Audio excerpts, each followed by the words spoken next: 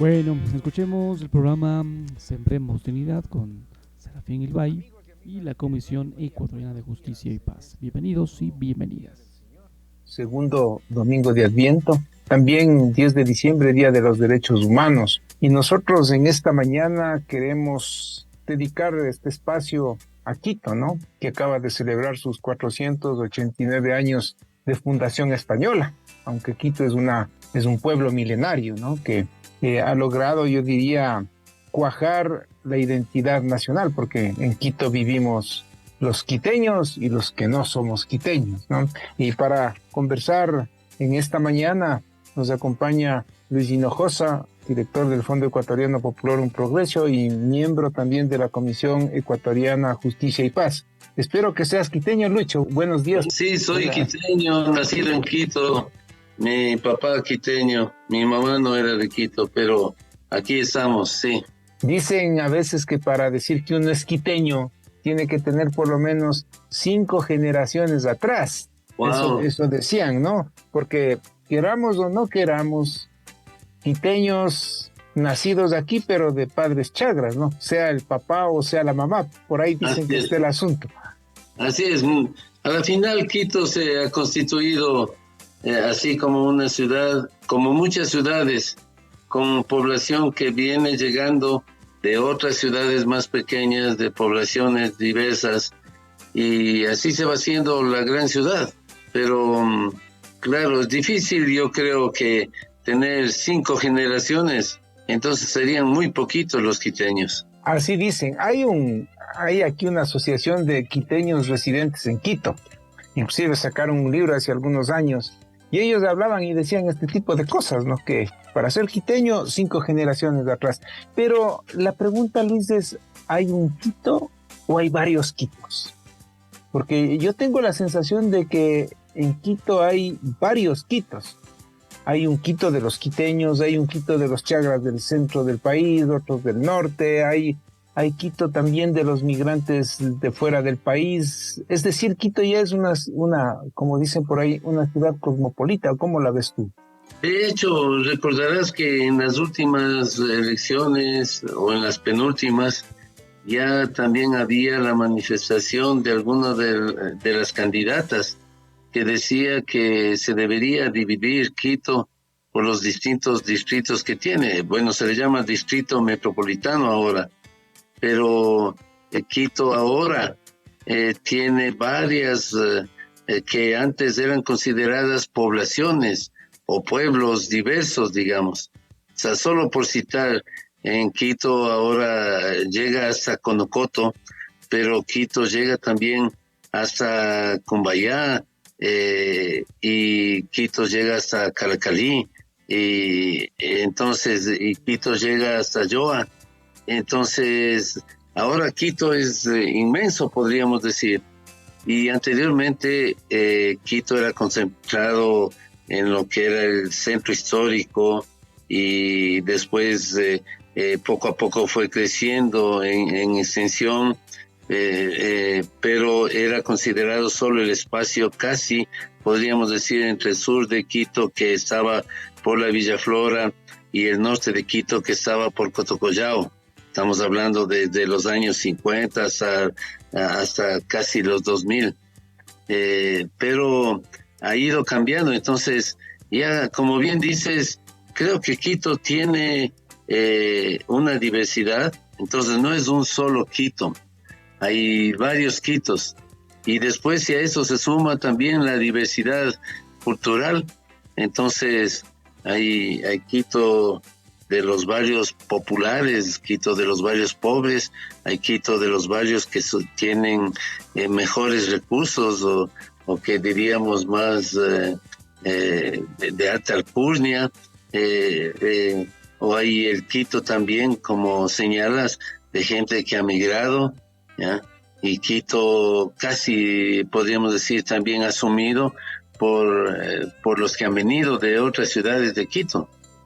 En, Entonces en, sí tiene una diversidad. en Quito conviven o convivimos muchas culturas, ¿no es cierto? Muchas costumbres también que de alguna u otra forma le hacen diverso. Pero también le hacen como que se difumina la identidad.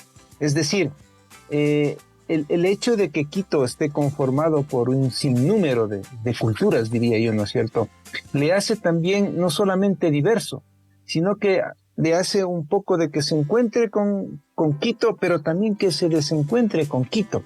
Y ahí yo creo que muchas veces es donde tenemos que trabajar para ir buscando el qué nos hace o no nos hace quiteños, Luis, en la línea que hemos estado conversando. Sí, es especial. Habría que preguntar qué significa para una persona que vive en Quito, qué te significa llamarte quiteño. ¿Ya? Porque al final, si ya vives en Quito varios años, a veces varias décadas, a la final eres quiteño. Y de pronto vives aquí en Quito más años de lo que viviste en otra ciudad, en otro pueblo, y entonces te sientes identificado con esa ciudad. Pero ¿qué significa ser quiteño? ¿Solo pertenecer al territorio geográfico o tener elementos que te vinculan a toda una identidad que ha sido tratada de recuperarse a través de las tradiciones de Quito? Pero tal vez una característica especial que le hace a Quito es lo que históricamente llamamos la capital de la República del Ecuador.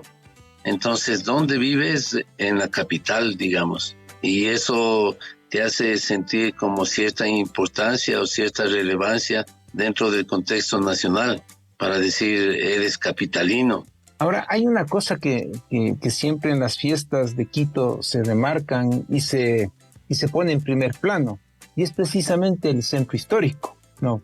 Que para muchos quiteños ya casi no tiene de alguna manera cierta importancia, por decir, porque casi ni lo visitan, ¿no?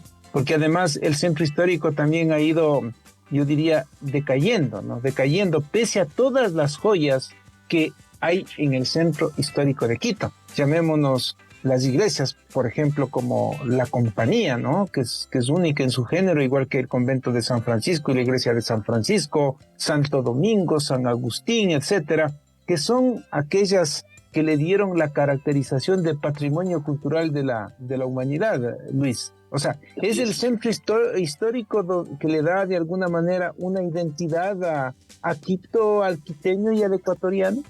Es como una cierta herencia que venimos manejando desde la historia, ¿no? Cuando decimos Quito, luz de América, entonces te sientes identificado históricamente con esa ciudad que ha tenido los próceres. Inclusive pensemos en el himno nacional del Ecuador, cantamos los primeros, los hijos del suelo, que es soberbio el Pichincha de Cora, o sea, es Quito la ciudad que está bajo el Pichincha, y entonces te sientes identificado con los patriotas, con los que se independizaron de España y que crearon de alguna manera la nacionalidad del Ecuador. Esto históricamente lo vemos así, pero después, con el tiempo, sí se ha rescatado, porque desde el lado cultural o desde el lado arquitectónico, Quito es considerado realmente un patrimonio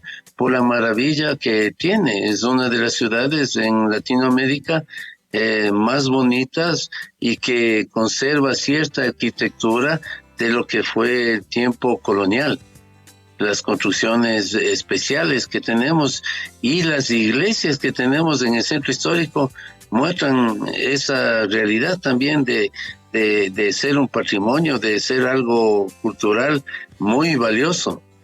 Ahora, es interesante, por ejemplo, ver en perspectiva al centro histórico, ¿no? Si vemos, por ejemplo, desde el Ichimbía, ¿no es cierto?, hay una imagen muy interesante. Si vemos desde el Panecillo, hay otra perspectiva, y si lo vemos desde San Juan, también es otra perspectiva muy interesante, pero desde todos estos lados, cuando se le ve, digamos, en amplio, así, la ciudad, se ve las torres, ¿no es cierto?, esos tejados, se ve un montón de particularidades que vienen desde la colonia, con casas que son ya centenarias, y que le dan un halo súper especial. Caminar por el centro de Quito, contemplar su arquitectura, ver sus puertas, sus zaguanes, ¿no es cierto? Y si entramos a las iglesias como a la compañía, uno se queda boquiabierto, Luis, y uno ahí siente cosas muy, muy interesantes que le meten gana, que le meten esperanza, que le meten también mucha decisión para seguir bregando día a día, Lucho. Yo lo veo así al centro histórico. Así es, el centro histórico ha sido valiosísimo desde muchos sentidos. Ahí se ha constituido Quito. O sea, tú cuando escuchas a dos generaciones antes que la nuestra, bueno, nosotros ya tenemos en torno a los 60, pero hablar de dos generaciones antes, ¿se acuerdan del Quito que terminaba casi por el Panecillo? Y que terminaba casi lo que conocemos ahora como la Avenida Orellana, más o menos, y cómo después se fue extendiendo poco a poco Quito, pero en el centro histórico entonces residía todo el movimiento de Quito, el símbolo del poder, digamos, político, el palacio de gobierno, ¿ya? La casa presidencial, pero también tener todo lo que es símbolo religioso, la catedral de Quito, ¿ya? Como una catedral imponente, así, y todo lo que es el palacio arzobispal, que tiene también su belleza, digamos así, pero rodeado también con todos estos espacios de comercio. Tal vez en la Plaza Grande que cantamos, inclusive la Plaza Grande, ¿no? El Panecillo, la Plaza Grande en Quito. Pero la Plaza Grande es un símbolo especial con el monumento a la libertad. Entonces, ¿quién no quiere conocer a Quito o quién tiene que conocer a Quito? No va a ir a la Plaza Grande y ver al león despechado rugir, digamos, como símbolo, ¿no es cierto? Y ver también al cóndor ahí rompiendo las cadenas. Entonces, son símbolos que te identifican en la nacionalidad y que te muestran como una belleza, pero lo que decías, las calles que tienen un toque especial, en las viviendas que se han conservado al estilo colonial, y las iglesias que tienen una particularidad, una belleza linda. La plaza de San Francisco, históricamente como la primera plaza, pero que aún guarda ese espacio de popularidad, de recuerdo, la iglesia, la compañía, que es un ícono en todo lo que es Baño de Oro y tantas otras cosas, ¿no? Dato curioso, Luis, en la plaza de San Francisco, Fray Jodoco Rique fue quien sembró el trigo por primera vez aquí en lo que hoy llamamos Ecuador. Fíjate, ese es un dato muy, muy interesante. Y también tenemos que saber que en el convento de San Francisco se hizo por primera vez la cerveza aquí en el Ecuador. Todavía está ahí la máquina esta en la que se hacía la cerveza en aquellas épocas, ¿no? Fíjese, hay cosas bien, bien curiosas. O si nos subimos también ahí al coro de San Francisco, se encuentra ese órgano, ¿no es cierto? Que creo que el organista era un hombre súper dotado de fuerza física porque había que mover unos fuelles impresionantes para que el órgano ese se llene de aire y pueda entonar las melodías en aquellas épocas. Hay cosas muy, muy interesantes en el centro histórico que nos falta conocer, que nos falta, yo diría, visitarlas. Hay una serie de museos cervezas, jam, la o sea, hay una cultura que yo digo chorrea por todo lado. O sea, hay una cultura que nos imbuye, hay una cultura que nos va también, yo diría, perfilando y nos va dando pautas para decir esto es Quito y esto es el Ecuador, Luis. Así es, y recordemos que en Quito se hace la primera universidad y que se funda el colegio. Lo que podemos recordar de Quito es la historia que se remonta a los primeros habitantes que poblaron esta bella ciudad hace 1030 años antes de Cristo. Gracias, compañeros. De quienes nos van a Lo gobernar. que estamos escuchando es la señal de Radio María. Quito se remonta por allá en 1030 en el sector este denominado como el Inca, ¿sí? muchos conocemos como el Inca.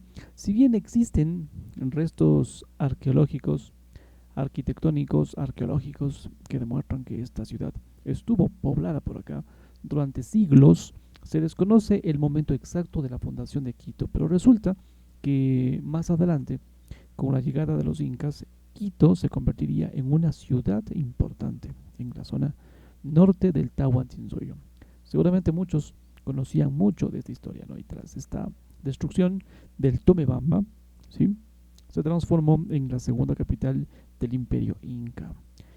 El día 6 de diciembre de 1534 la ciudad sería conquistada por los españoles durante la colonia. Sería el centro político del actual Ecuador, lo que conocemos como el Ecuador, la segunda ciudad de ser fundada en territorio ecuatoriano y desde aquella época la capital y principal urbe de esta hermosa nación. Mientras estábamos, perdón, le bajé la palanquita, lo siento. Mientras estamos escuchando este programa, queremos remontarnos un poco a la época hispánica. ¿Qué nos cuenta la época hispánica? En el momento de la llegada de los españoles al Tahuantinsuyo, el imperio inca se encontraba en plena guerra civil provocada por la pugna de poder que existía en aquel entonces entre ambos hermanos, Atahualpa y Huáscar, por una parte acá en Quito y la otra en Perú, Huáscar. El primero, Atahualpa, defendía su territorio, su hegemonía desde Quito, el segundo en el Cusco. Atahualpa resultó vencedor en esta contienda y mandó asesinar a su propio hermano. Sin embargo, en 1533, más o menos por allá, Atahualpa fue capturado por los españoles, además ejecutado, y la conquista española de los Andes septentrionales de aquella época fue motivada principalmente por el rumor de que en Quito se encontraba un tesoro, el de Atahualpa. Se forman dos expediciones en su búsqueda la de Pedro de Alvarado, la una, y a través de la cordillera occidental, y la otra, la de Sebastián de Benalcázar.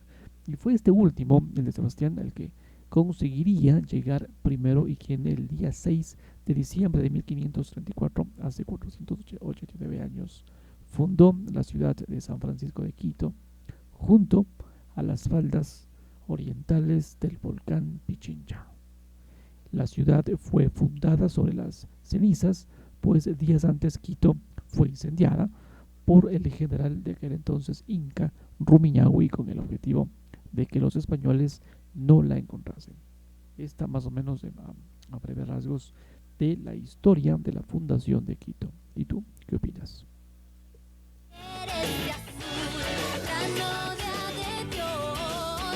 Bueno, y seguimos por acá un poco más en el recuento de la historia. La fundación, su jurisdicción abarcaba una superficie 5 veces mayor que la de la actual República del Ecuador. Por todo este pasado, se considera a Quito como el núcleo de la nacionalidad ecuatoriana. La ciudad colonial se cubrió de gloria gracias al esplendor de su arte, al adelanto de la cultura, a su afán misionero y al amor por la libertad.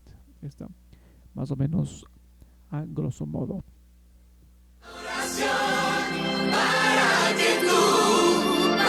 Bueno, hacemos una pequeña pausa, enseguida volvemos.